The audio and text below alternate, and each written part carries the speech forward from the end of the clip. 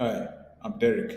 So, you're thinking of immigrating to Canada. You're a working individual with years of experience, and you're considering perhaps Canada might be the right place for you. We have the ExpressEntry visa automated under less Japa from the visa eligibility assessment all the way up to citizenship.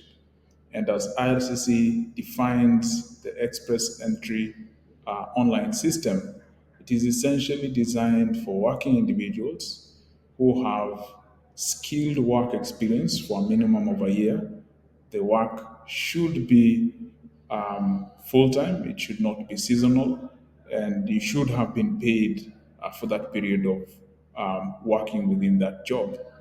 So, what we want to do in this introductory call is seeing how we can be able to help you to prepare for that journey from the first step all the way up to the last step, which is permanent residence, and even extending that forward towards citizenship. So, let's get started. If you haven't signed up on Let's Japa, this should take you a few seconds to be able to do so.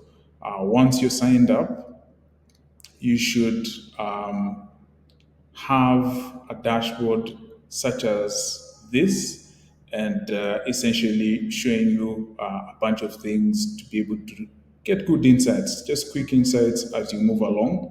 But what I want us to focus on within these very few minutes is Safari. So, Safari is a good starting point to be able to dive deeper into the data points that can be able to help you to make informed decisions. So what I want to do is I want to come here, select my nationality. I say perhaps that is my nationality and my destination. I already know that I want to go to Canada, and I'll just come here and select that as well. And the beauty about this is you have over 100 countries data at your fingertips. You can simply come here, select various data points that you can be able to make use of. We have quality of life, we have cost of living, and many other things that you can essentially take advantage of. Then the second thing that I want us to do is to look at your immigration journey. So how does IRCC, which is the immigrating authority, how do they exactly break down the immigration journey? And this is how it looks like. So you have the first stage, and we break this down in stages, which is the language test.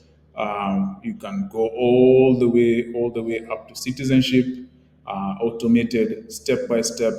Also using our immigration expert, she's called Amy, using the power of AI to be able to guide you in case you have any questions, in case you're unsure.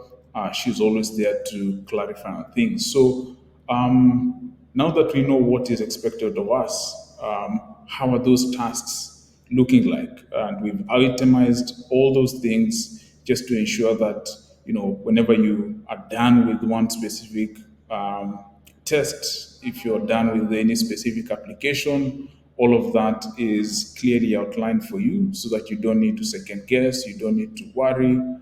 Everything is right here. As far as financial accountability, we also help you, stay accountable with every single kobo that you spend is right here in your budget module, from the first cost all the way to the last cost. And actually, what we encourage people to do for transparency is also add your Let's Japa subscription. That would also help you have that true end-to-end visibility on every kobo that you spend.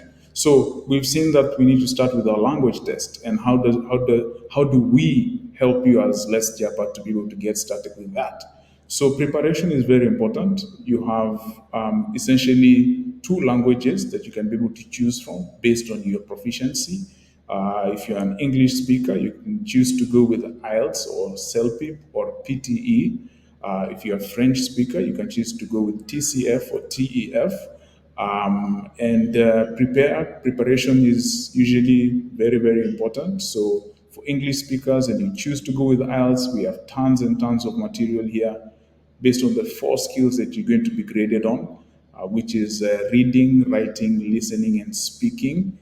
So all those different materials that you would want to use for preparation are here. We have PDFs, we have MP3s, and we encourage you to have, like a study buddy or someone that you can be able to help you prepare, test you. Once you feel like you're confident enough, you can go make payment for that test, and now come back to what we have as the immigration journey and do the language test. So language test is a few minute test that we have here that will help us to grade you or to evaluate you according to how IRCC intends you to do the visa eligibility assessment. So we have this first test here, which takes just a few minutes to try and understand which is the test that you have done, what were your scores, and how does that compare according to IRCC. We have CLB 7, which is the required minimum for this specific express entry system in order for you to be eligible to go to the next step. So, with those few points, we'll move on to the next walkthrough where we can actually go into the language test, pick a test to begin with.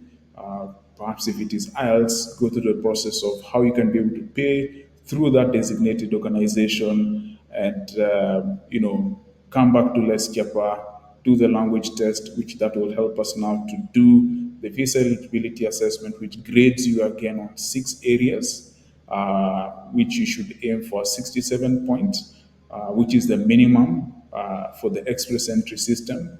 Once you get the 67 point, we can move on to the next step where you get eligibility recommendation using Amy. She's right here. You can just tell her I got maybe 56 or 70, and she'll be able to break down that score for you as far as how you can be able to move to the next step. So see you in the next one where we go much deeper and I take you through step by step using Let's Japa. Thank you.